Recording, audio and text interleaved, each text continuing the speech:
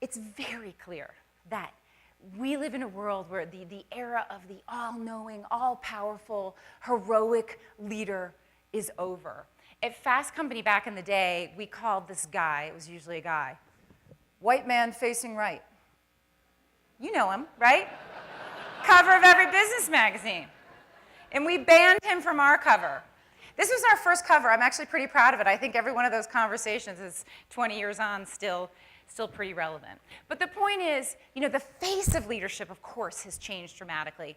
But more importantly, the work of leadership is changing ever more dramatically. You know, we live in a world where the most vibrant, most adaptable, most exciting companies and organizations are governed by a new set of operating principles. They live in a world where coordination happens without centralization. All ideas compete on equal footing.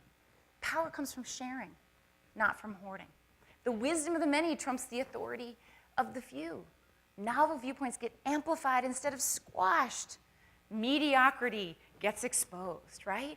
These principles are on the march. And more importantly, they're embedded in the DNA of the next generation of leaders and clients that you have to deal with. They're changing everything about the way we design work, define success, manage organizations.